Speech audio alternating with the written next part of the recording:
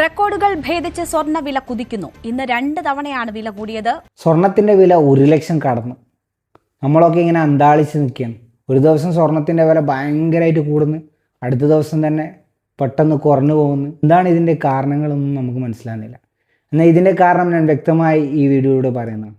ഒന്നാമത് കാരണം, നമ്മുടെ ലോകം ഇന്ന് അനിശ്ചിതത്തിലാണ്. പല രാജ്യങ്ങൾ തമ്മിൽ പല രീതിയിലുള്ള സംഘർഷാവസ്ഥകൾ നടന്നുകൊണ്ടിരിക്കുകയാണ്, പല യുദ്ധങ്ങൾ നടക്കുന്നു. അപ്പോൾ ഒബ്വിയസ്ലി ഡോളർ ഇടിയേ ചെയ്യുന്നത്, എല്ലാവരും ഗോൾഡ് വലിയ തോതിൽ വാങ്ങിച്ചു വെക്കും.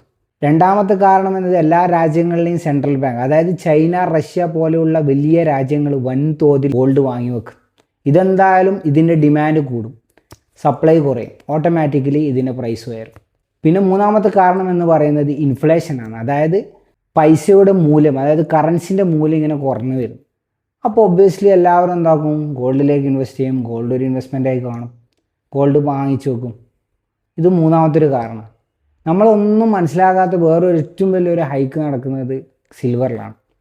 അതായത് ഇനി വരാൻ പോകുന്ന ഫ്യൂച്ചർ എന്ന് പറയുന്നത് ഗോൾഡിനേക്കാളും സിൽവറിൽ പ്രാധാന്യം കൊടുക്കുക. കാരണം സിൽവറിൻ്റെ ഇപ്പോൾ കഴിഞ്ഞു പോയ ഒരു ഗ്രാഫിനെ നമുക്ക് നോക്കിയാൽ മതി, പെട്ടെന്നുള്ളൊരു കുതിച്ചു ചാട്ടാണ്. ഇനി വരാൻ പോകുന്ന ഫ്യൂച്ചറിൽ ഈ ഇൻഡസ്ട്രിയൽ ഡിമാൻഡ്സ്, അതായത് ഇലക്ട്രോണിക്സ്, EV വെഹിക്കിൾസ്, ഇതിനൊക്കെ ഏറ്റവും കൂടുതൽ യൂസ് ചെയ്യേണ്ടത് സിൽവറാണ്. അതുകൊണ്ട് സിൽവറിൻ്റെ ഡിമാൻഡ് ഇനി വരും കാലങ്ങളിൽ ഭയങ്കര കൂടുതലായിരിക്കും. ഇനി ഇതൊരു കൺക്ലൂഷൻ എന്നുള്ള രീതിയിൽ എനിക്ക് പേഴ്സണലായി പറയാനുള്ളത്, ഗോൾഡ് ആയാലും സിൽവർ ആയാലും നിങ്ങൾക്ക് ലോങ് ടേം ഒരു ഇൻവെസ്റ്റ്മെൻറ്റായി നിങ്ങൾ കാണുന്നുണ്ടെങ്കിൽ അത് നല്ലതാണ്.